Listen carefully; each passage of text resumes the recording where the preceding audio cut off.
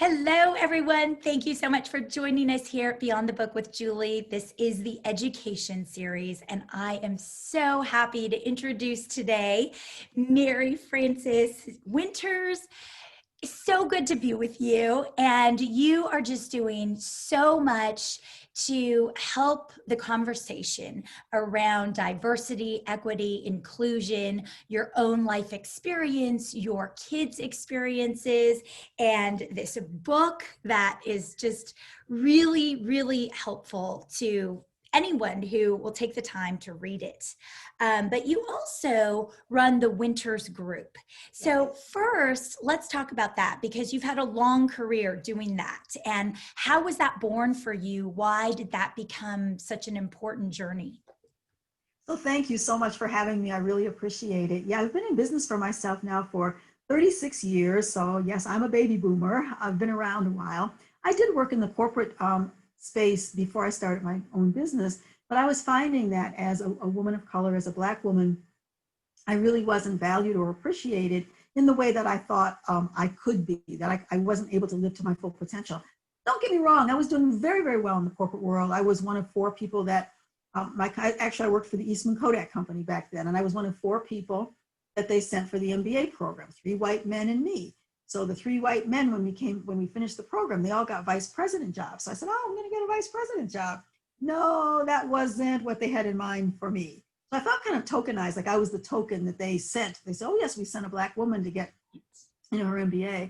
So I went into a role that what gave me a lot of visibility to like the CEOs and the CEO suite, the C-suite.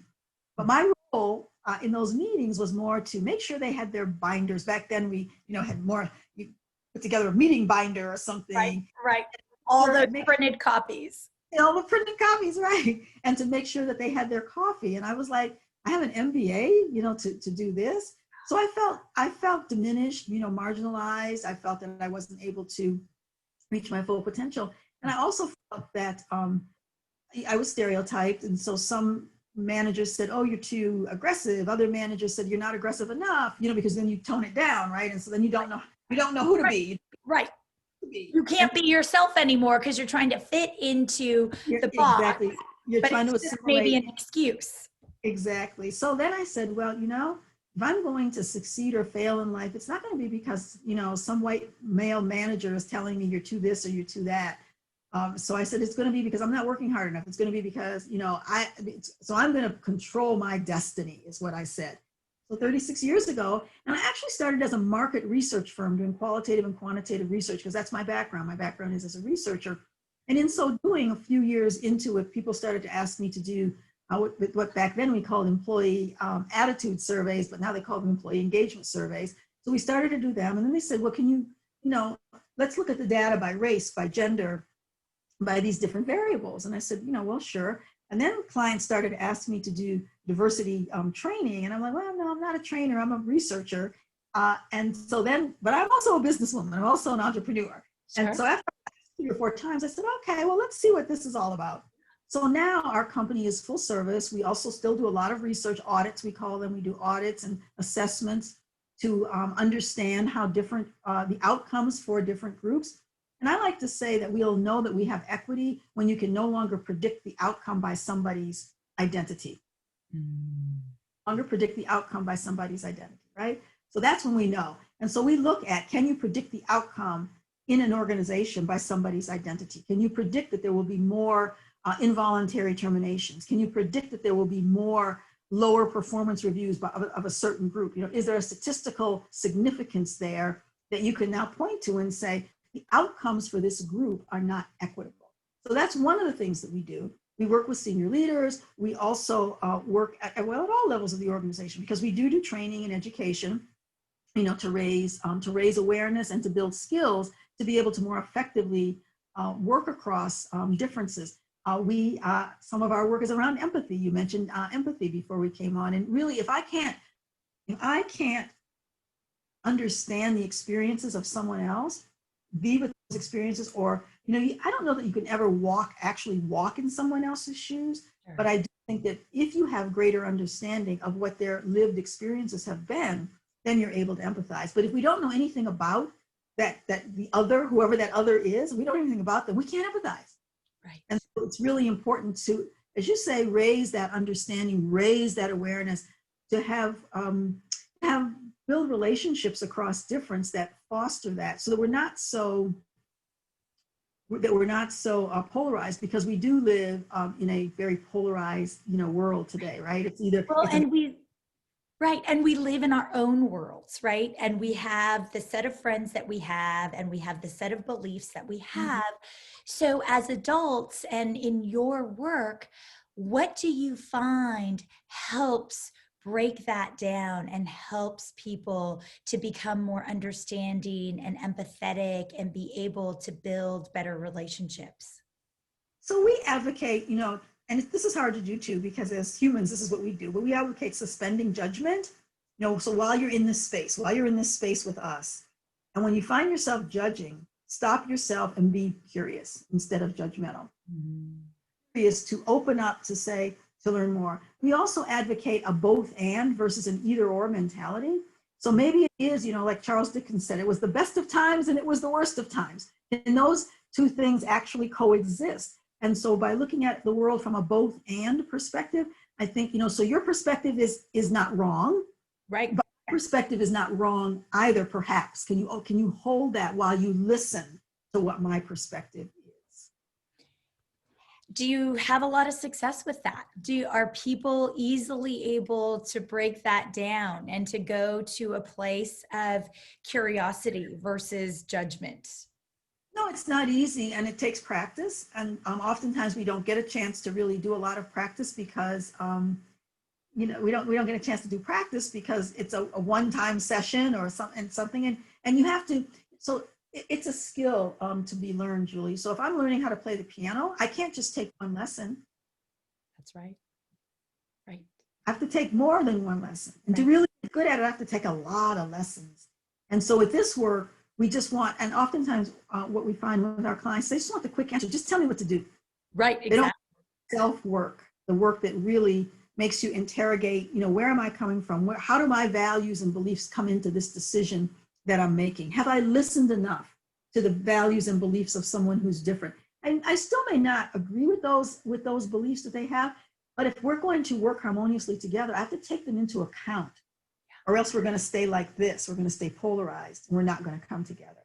So it's a mind shift. It's not necessarily easy, but it does start with listening, and it starts with being able to understand the lived experiences of your others. So I wrote Black Fatigue because I don't think that we have a big understanding, a good understanding, an accurate understanding of the African American experience. And that has been confirmed for me in hearing many leaders that I've been working with since the George Floyd incident and the protests that ensued, and the Black Lives Matter, resurgence of that movement, when they say, many white leaders say, I didn't know that racism was still such an issue. And I feel like saying, well, what have I been doing for the last 36 years? Right, right. This has been your mission and your work to help transform the nation for better understanding. Exactly. And when we look at education, right, and the kids, because it starts, in a lot of ways, it starts with the parents and the adults and who we are and what we teach our kids. But when you look at education and these young people who are so malleable and who can be taught so much because their judgment isn't there yet, right? And they don't have all of these ideas yet when they're really young, hopefully. How do you think we can better foster understanding and empathy in them? I have a whole chapter on children in the book. It's called Out of the Mouths of Babes, and it's called Black Children's Fatigue, because it starts early in life, where Black children oftentimes internalize, as young as preschool, they internalize that they're not as good as. Doctors Mamie and Kenneth Clark in the 40s did what was called a black doll experiment. And they brought young Black children, as young as preschool children, and they held up two dolls, a white doll and a black doll. They said, which one is prettier? Which one is better? Which one is smarter? Which one is all of this? And invariably, the Black children chose the white doll. That was in the 40s. And this experiment has been repeated again a number of times in modern day. The last time I saw it repeated was probably 2012, 2013, with the same results. So children at a very young age, even before they go to kindergarten, have learned that we live in a racialized society and where the color of their skin is not as good. As a matter of fact, there are some studies that show that children as early as 9 months prefer their own race. They show that preference. And that they're not saying that means that they're racist, because at 9 months old, like you said, you don't really have that. But that preference starts. Familiarity. Right, familiarity, exactly. And like you had mentioned before the interview, having experience where children say to other children, you're not as good because you're this race or you look like this. So children, I think, do learn very early to segment by identity, to segment. So the first time that I knew that I was different, I was in kindergarten, and a little white boy called me the N-word, and I didn't really know what that was because my parents didn't use that kind of language in the house. So when I asked them about it and they told me, I went from being this carefree little kid, the world was my oyster, to being this cautious, like somebody might not like me because of the color of my skin. And at 5 years old, how do you process that? You haven't taken any psychology courses or anything, right? So this 5-year-old mind is trying to process why. And so then I became cautious, like, I don't know, because you might not like me. And so I think it has impacted me throughout my life. I mean, of course, I feel like I've done okay, but I still remember that incident, Julie, as if it were yesterday. And you can tell it's been a long time since I've been in kindergarten. But I remember that incident. I remember what he looked like. Yep. I remember what the teacher looked like, because that was so transformative for me to have my world shattered. Yes. So a similar thing happened to me, actually. I was in first grade. I remember the little blonde girl with lots of curls very well on the playground. Just about every day, she would sneak up behind me and start screaming, slanting her eyes, yelling, "You're a freak." And it was scary. It was horrifying because she would creep up behind me and just to scare me. And, I don't even know if I fully understood that it was because I was Asian, but she would do this thing with her eyes. And I thought, why does she do that? Like, I didn't even understand. So like you, it's like we didn't even know that we were different. But at that moment, we became very clear that we were different and we were seen different. Exactly. And so it does impact children. My daughter-in-law is a researcher, is a PhD, and she studies at schools and the differences that happen for, she actually studies young Black boys. That's her area of interest. And in interviewing them, they will say, well, I can tell that the teacher doesn't really like me as well, or I can tell that they think I'm going to not be smart, or I'm not going to have the answer. You can tell by body language, you can tell by the surprise, those kinds of things. And so kids know, my point is that kids know. They feel it differently. They feel it, they sense it, and it can, create a lifelong of trauma, because what happens sometimes, and not with everybody, but what happens sometimes is you begin to internalize negative stereotypes. You begin to internalize them and believe them. And if you believe them, then you're not going to continue to strive, because you feel defeated, right? And so when we see a lot of the underperformance, it's not because these kids are not smart. It's because they've internalized, because the society has put this on them. right? That's what happens in the underperformance in schools, and there's a lot of research that shows that. And so how do you think that we can help educators, probably at the highest level, right? Because things generally trickle down. So how do we educate administrators on down to teachers to build a better culture and to keep our personal judgments and stereotypes out? How do we do that? Well, I think it starts really at the systems level. I think it starts at policies. So as an example, and I talk about this in the book Black Fatigue, the way that school districts are funded, Mhm. many of them are funded based on the tax base. So the more money that community has, right? Higher income communities get more money. Lower income communities get a lot less money because they're doing it on an equality basis, not an equity basis. So I know a number of teachers. My friends have a lot of kids who are teachers, but I also have a lot of friends who are teachers as well. They end Mhm. up buying supplies for the kids. They end up buying Right. the Out of resources their own pocket. out of their own pockets. And we know that we don't pay teachers well. Right. Right. So the school, so that's where it starts. It starts because if I don't have the resources, then I'm not going to be able, I'm going to be lagging behind because I don't have the resources. I remember this was happening in the 80s or the early 90s. I was watching an Oprah show. This was so long ago. And Oprah did a show on the Chicago public schools versus the suburban schools in Chicago. Suburban schools in Chicago had swimming pools. Everybody had a computer. And da, da, da.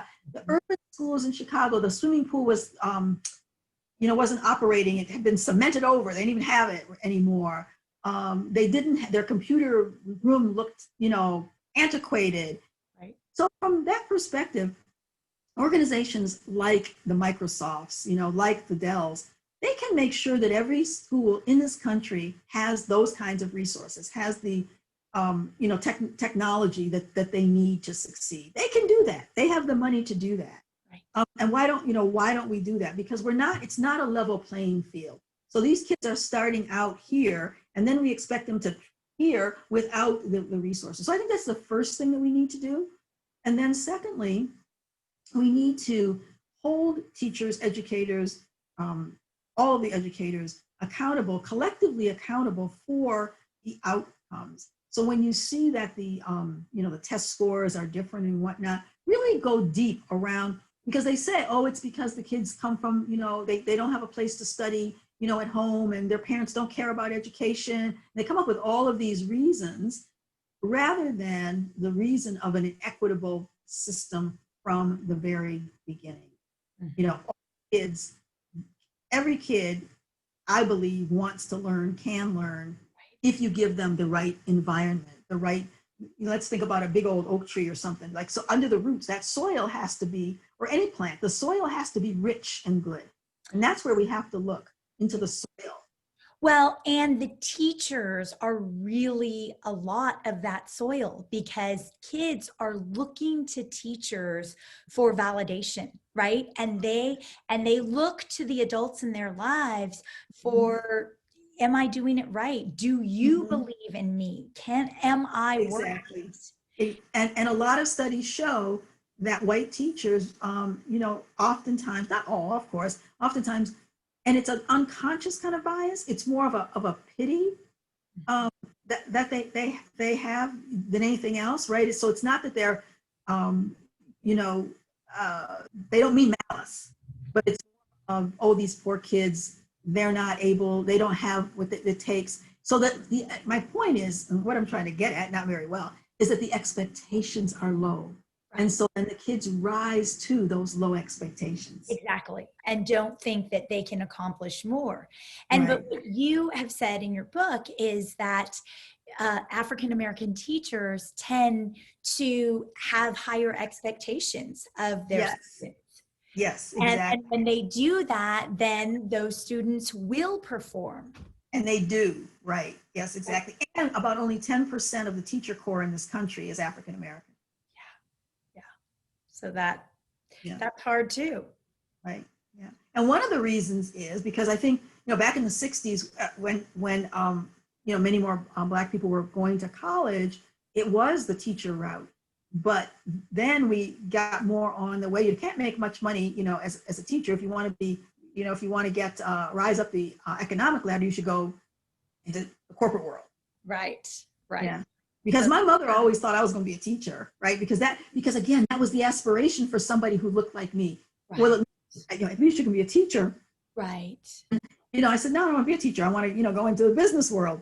Right. It wasn't even something that my parents aspired for me because it wasn't something that they knew about or, even thought that could be a possibility. You mentioned that public education is in crisis. and that, and it has been for decades. And you note that it's more segregated today than in 1954. Talk about, why you think that and how that's happened when we thought we were doing so much work to get away from that. Right. And so there's an entrenched system that wants to maintain that status quo. So Brown versus Board of Education was 1954, Supreme Court ruling, landmark Supreme Court ruling that said segregated public education was unconstitutional. States tried to keep that segregation. So we know about the busing that was tried, and all of that, because the neighborhoods are still, very, very segregated. And so let's just take Virginia. So after Brown versus Board of Education, for 5 years, Virginia closed all public schools and gave white kids vouchers to go to private schools. What do black kids do, right? And so it's a concerted effort to maintain segregation because parents, by and large, they want the best education, and they think mixing diminishes that education. There's a podcast called Nice White Parents, which I would, encourage the listeners, Nice White Parents. And it talks about New York City schools where they were building this public school, and they wanted to build it sort of in the middle between what was considered, more of an ethnic, minority neighborhood and the white neighborhood. But because of opposition, they built it closer to the white neighborhood because the white neighborhood didn't want to have to come, far. But all of the parents said, all of them, many of the parents, as this was being built, said that they wanted an integrated school. They voted for integration. They wanted this public school number 268 or whatever it was in New York. This was back in the 60s. They wanted it to be integrated. By and large, integrate, we're going to send our kids to integrated school. Not one of those white parents sent their kids to that school. Not one. And so this podcast, Nice White Parents, interviews many of those parents who said that they were going to do it and asks them why. And so, one says, I don't know. I really don't know. We're Quakers, and there was a Quaker school, so we sent our kids to the Quaker school. Another one said, I went and visited the school, and it seemed like the kids were rowdy. And so the interviewer is saying, but you said you were going to send your kids to this school. But when it came down to it, no. So my point is, Julie, that there's just a really strong, even if it's unconscious, but sometimes it's conscious, that white superiority, and that any kind of mixing, particularly African Americans, Latinos, and not so much Asians, right? Because you all have been dubbed the model minority, even though there's issues with that as well, right? So I'm not subscribing to that. So don't get me wrong, I'm not subscribing to that, right? But I'm just saying that in white people's mind, you're more respectable, if you will, right? More acceptable. So I mean, there have been all sorts of efforts to maintain separate schools. People move, to go to better schools. I know my kids who now are thinking about having kids are thinking about what school district, and they can afford to think about that. They can afford to say and choose, because I'm going to live here because this district has good ratings, right? Yeah, so it's a system that maintains the inequities.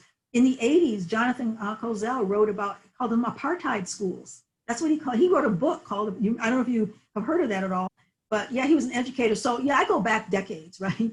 And so every single decade, we have dealt with the inequities in schools. We have dealt with that. And it's 2020 and we still have the same issue.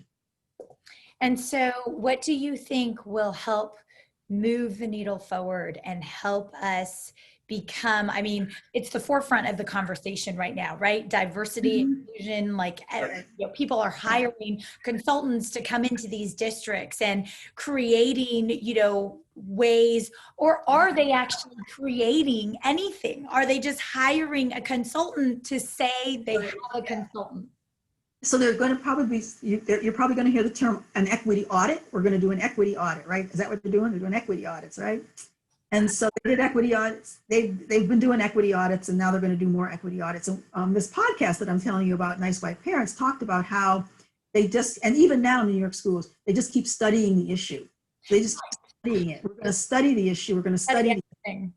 it over and over again. Every decade we study the issue and we get the same answer. So if you study the issue, if the issue is under study, then you don't have to do, Anything because you're studying. right, because you're studying it. Right. Wow. So you sort of check that box when in reality, you're not helping the Right. students learn anything because it's not actionable, right? But so, yeah, so I think the main thing to do right now, if we could do this right now, because there's going to be so much opposition, there's so much opposition to things like busing and whatnot. We need to equalize the funding that schools get.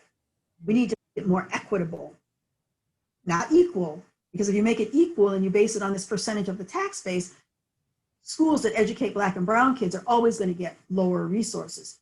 We need another model that says, if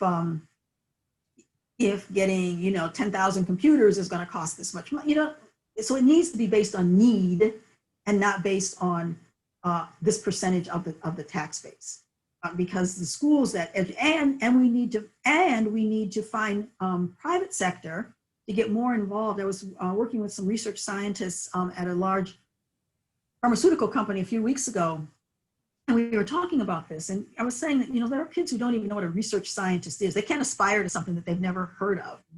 Right. Or they've never. And he said, well, in the 90s, we had the program where we adopted a school. This big company adopted a school and loaned some of their executives to go in, talk to kids about careers, to provide the resources that they needed so that they would have the money. So the company gave money, to the schools.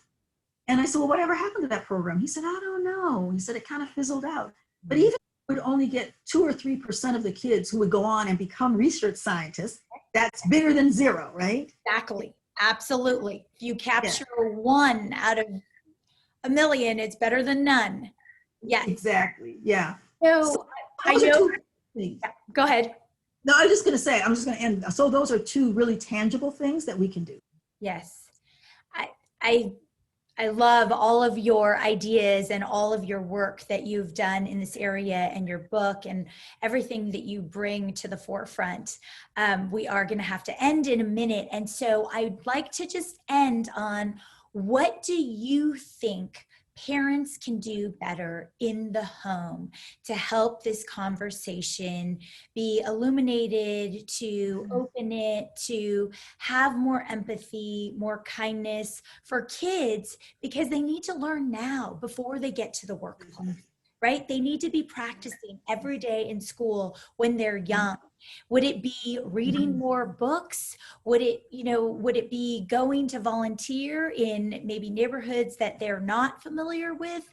What could help?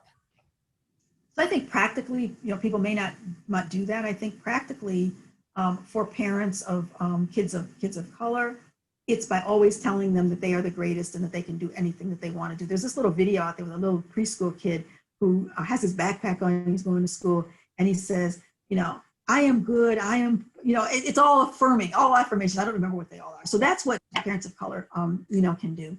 I think parents who are part of the dominant group can recognize the privilege that they have and teach their children, about equity, teach their children that the world is not equitable. So let's not live in a fantasy, in a fantasy world. I think that the education system needs to recognize that Black and brown parents do care about their kids' education. They do. And because the stereotype out there is that they don't. But think about, many Black and brown parents are working 2 and 3 jobs. And so I think the education system needs to be totally restructured to take into account the realities of life for those who are marginalized. Right. Absolutely. So important. And hopefully more people will read your book and understand how racism can erode the mind, body, and spirit. And we just don't want to do that, because every child is so precious and they all need to grow up and learn how to cross lines and work together and see the equality in each other. Right. Absolutely. So important. Thank you so much for being with us today. Really appreciate you. Thank you for having me. Of course. Thank you, MaryFrances. Look forward to all of your work and all that you're doing and more conversations with you. Thank you. Right. Thank you for this Thank book. you. Thank you, everyone, for watching the education series with Beyond the Book with Julie.